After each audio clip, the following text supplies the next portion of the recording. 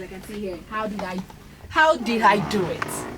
Well, that's why they should come. Yeah, that's why they should come. They'll definitely be there. Thank you once again for dropping by. But you're still don't around. forget, just a quick second, it is not real. Oh yeah, but it's very I forgot affordable. to say that. It's actually 1,000 naira. You can pay at the venue. So yeah, or paying to the Zenith Bank. No, you don't have to pay at the back. Just come straight to the venue. All right then. Numbers to call. You could call Funto on 080-324-32924 or Lasibo on 0706-244-1442.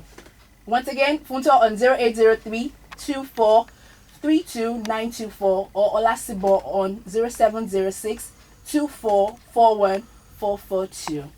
All right, thanks once again, Stevice. You're still around. I'm going to be here. I'm going to sit back and listen to it. And it's time to get to my next guest, Edgar Omoruyi, who is going to be talking to us about finding fulfillment. But let me just do a quick citation of this person. He's an inspired teacher whose training has the power to free the mind. He has a background in law from Ambrose Ali University, Edo State. He currently works in one of the Nigerian banks. He's a guest facilitator. He's also the founder and principal of his Praise Bible Academy, a training center where people are taught and trained how to make use of their spirit and mind in ways that benefit mankind. Edgar's message is simple and straightforward as he urges you to bring straightforward as he urges you to bring your dreams to reality, whoever you are, and change your world, whatever you do. Oh, that's huge. Glad to have you on today's show. Welcome to Young and Cerebral, Mr. Edgar Omoruyi. Thank you very much. Now, you are going to be talking to us about finding fulfillment. But before we do that, let's take a break. We'll be right back. I have to listen to you. Let me sit down. Well, let me get blessed. No. Well, we're going to actually be talking on the same thing you just spoken. And it's just the same thing you said. I'll listen. Let me listen and get blessed. See them, they are trying to be modest too. Young and Cerebral on Unilag FM 103.1. Learn so you can earn. Grow so you can flow. It's our time. Let's seize it. We are the future. We are the dream. We are the nation. We are. Morning. My name is Steve Harris from Education. You've been listening to Young and Cerebral, Unilag 103.1. Make it a day. No kidding. Changing history. How can they say that we are finished? We have just begun.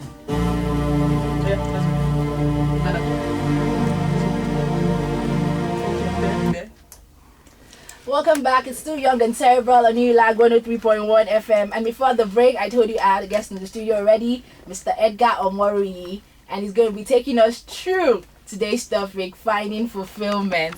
Once again, glad to have you back. Glad to have you here. Now, the numbers to call is 01-898-1031, or you send your SMS to 0806-974-5260. 0806-974-5260. Tweet at us at Young and Cerebral. Friend us on Facebook, facebook.com/Young and Cerebral. All right, Mr. Omoruyi, welcome to today's show. Finding fulfillment. What is fulfillment to you? Let's start with that. Fulfillment to me is just finding what God has actually created you to do and giving expression to that thing. But until you give expression to that, you can never find fulfillment. But basically, success in life basically is all about finding fulfillment, doing what you enjoy doing. Basically, some people will tell you that basically you can be successful and not find fulfillment. But when you find fulfillment in what you do, you always end up becoming successful. So fulfillment in life is just giving expression to who you really are. Giving expression to who you really are.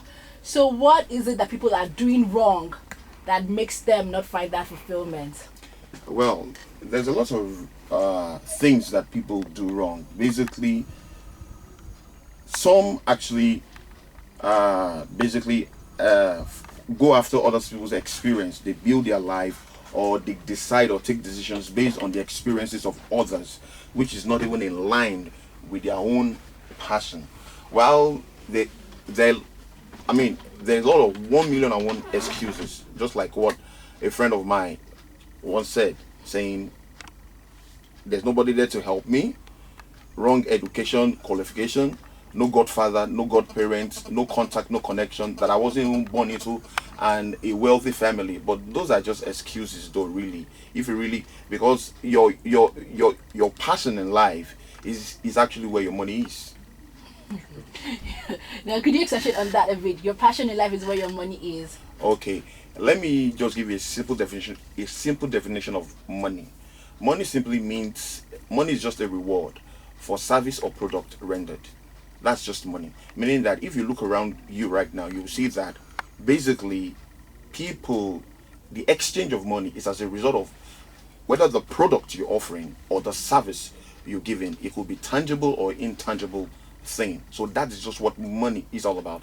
Now, so if money is simply a reward for service being rendered, that means that if you look around you, you see people offering services. So if people are still offering services, meaning that they wake up early in the morning and they come home very late at night, meaning working so hard. So why are people still poor? Now the question there is that if I've been working very hard and then money is not coming, that means that the definition I gave is not it. But the reason why people are still financially poor is because they've been offering the wrong kind of service. Now the question is, how will I know the right kind of service? Because if offering the wrong leads to financial poverty, that means if I can offer the right service, then I will have a financial prosperity. And now that's where the Bible actually says, if you may permit me, because that's actually where my faith is based on. And now the Bible tells us that a man's gift, seest thou a man diligent in his work, that he's going to stand before kings and that he's not going to stand before mere men. Now the key word in that particular verse is his work. Now what is his work? It's not what he studied in school. True. It's not what is the society expects him to become. It's not what the father wants him to do. It's not what the trend right now. The key word there is work, meaning what he has been created to do, what God did. His passion, what he has passion to do. So when you put that to work, that's the service, or that's the product that you are meant to offer. And that product dwells in your mind, because your human talent, which we call talent or potential, actually is in your mind. Because everything you see today is as a result of the mind. The microphone came from one's mind. The camera came from one's mind. The cars you're driving came from one's mind. So there's something that God has put in your mind, and until you discover, develop it, and bring it forth in form of service or product, money will not come, no matter what you do. So that is the service or product that you are meant to offer that would generate the finances that you need. Huge. We're still talking finding fulfillment, and Mr. Edgar Omoruyi has been taking us through some principles. Remember the numbers to send your SMS to 0806 974 5260, or you tweet at us at Young Cerebral. Friend us on Facebook, facebook.com/Young and Cerebral. Now back to the topic. In what areas of life do you think we need to find that great innovation? Okay, basically each individuals, they're not the same. Let me say, for every natural talent or ability you see here is an expression of God. Now God only started creation when he brought Adam on the scene. He gave him something to start with, meaning that each and every one of us have something to produce. So passions are not the same. Your passion is not my passion. Right? You understand? That's so true. That's why we are unique. It's our passion that makes us unique and different. So how can we transfer this knowledge to a strategy? Sorry, to can I butt in just for a Okay, few moments? sure. I'm totally overwhelmed by what he's saying, but I just said I gotta say something. Let's have your turn. What I think, and he's absolutely right, is a lot of people, every single person has been gifted with some level of passion or the other. But now it's your responsibility to take that passion and then work it. You need to refine it. You need to turn it into a skill. Now, so I'll give you an example. Part of my work involves public speaking. Now, that is a gift that God has given me, so I have the ability to communicate. When I was a kid, my parents used to whoop me for just talking too much, but I knew I had something in there, right? But then it became my responsibility to work it, so I had to work on my diction, my grammar, my vocabulary. All those things are skill, but like he said, if you don't take that skill and turn it into a product, you ain't gonna get paid. You're gonna be broke. You know what I'm saying? So that's what it's all about. So you first and foremost, you've got to find out, what am I good at? What did God bless me with? What comes to me naturally? What do people, praise me for? That, man, dude, you are the bomb when you do this thing. For example, I can't play football to save my life. I can't. When guys were playing football, I was just watching. I was the one who was commenting, this guy does it. That was me. But as long as I'm doing what I'm doing, people respect me. So number one, identify your passion. Then number two, you got to work it. You've got to turn it into skill. You've got to hone it. You've got to practice it. And then finally, like he said, you've got to be able to work it and now find a way to turn it into a product and sell for value. I'm feeling that also. Well, you said it all. Have your passion, identify it, own it, work it, and then turn it into a skill. That's very, very important. It's still Young and Cerebral, Unite 103.1. I'll put you on hold for a minute. Right after the break, we move on. Very How is that?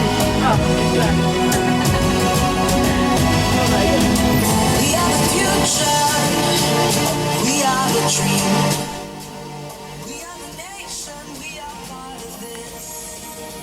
Hi there, her name is Binta. And he is Dami. Join us on Unilag 103.1 FM, 10 a.m. to 11 a.m. every Saturday. For Young and Cerebral. For the best of information, entertainment, and sports. All for your listening pleasure. That's not all. Celebrity interviews, this the industry, and best of music from around the world. 10 a.m. to 11 a.m. on Unilag 103.1 FM every Saturday. You can also be a part of our online community on Facebook, all day, all night. www.facebook.com/Young and Cerebral. Available 24 hours and 7 days a week. Young and Cerebral. Inspired to see you make positive advancements in life. Don't miss it.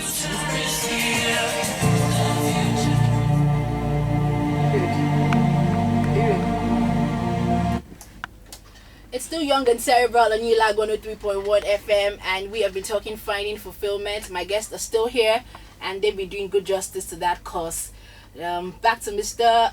Edgar Omoruyi. Now, this next question is one that I think is quite important for people out there who are listening. Asides book and people, people say we read books, we meet people, we attend great events, blah, blah, blah. What other factors do you think are equally important in finding fulfillment?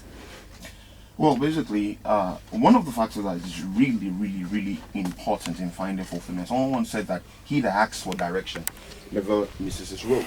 So one of the first things you need to do, instead of you going around books, people, there are also channels in which to assist you in discovering what your passion is. But I believe that instead of starting first, the first place to start is you need to ask the manufacturer, because a manufacturer of a product knows what that product is meant to do.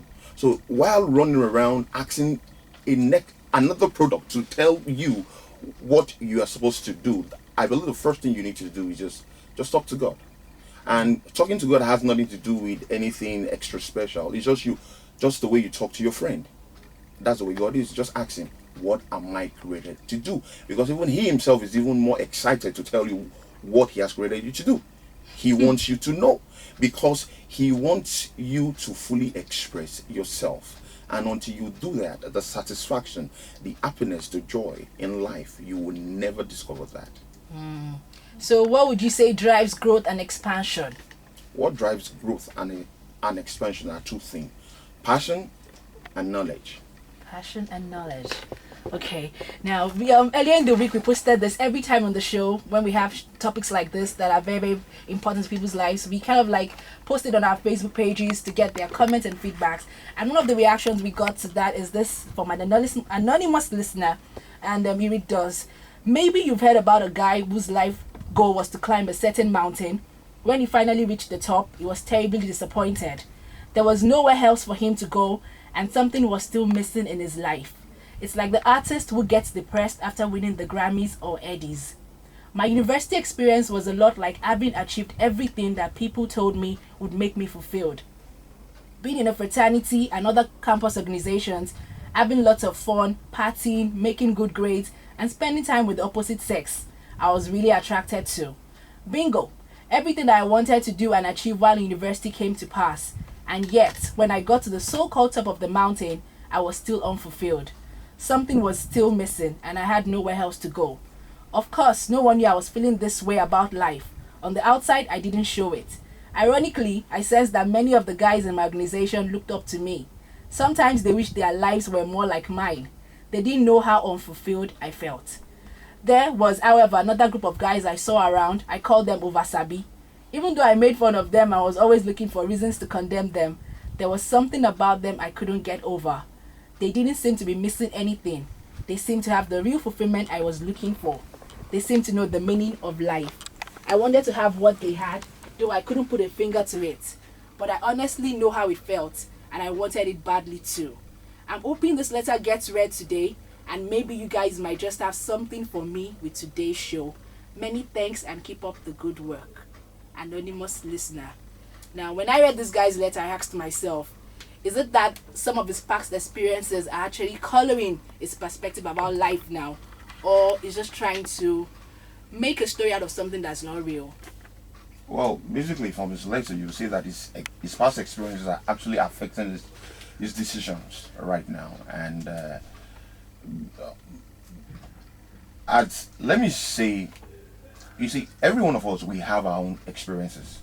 But how you deal with it, because it's not every experiences that has something positive to communicate. So no matter what somebody once said that he or she that they've been through an experiences, but they never learned from it. So most of the time we go through experiences, but don't learn from it. You are supposed to learn from your experiences. Take out the positive things and dump the negative thing. And on that positive thing is what should determine and should be what you should use to take you forward. So basically, what people normally do is that because they can't separate the good from the bad out of the experiences, so they normally walk with both, and that's why you see people not actually going forward in life. They just keep on relying on experiences, believing that since they've experienced it, because experience is very powerful. Okay. Experiences, they are very powerful. Okay. Because they always work on your belief system, and once a man's belief system is wrong, no matter what he or she does will go wrong. Okay, Steve, what's your take on that? I also want to chip in something, considering, give you an example. When I got kicked out of school the first time, for the record, I got kicked out twice. Yeah, not because I'm bad at schoolwork, it just wasn't working for me. All right, the first time I got kicked out of school, for anyone who drops out, it's a debilitating experience. I mean, it throws you down mentally and psychologically. I had to couple with the fact that when I got kicked out of school, my little sister, who was 2 years younger than me, had graduated, and then she got a job, and then she started giving me pocket money and all those, and I'm the first son and I'm the first child.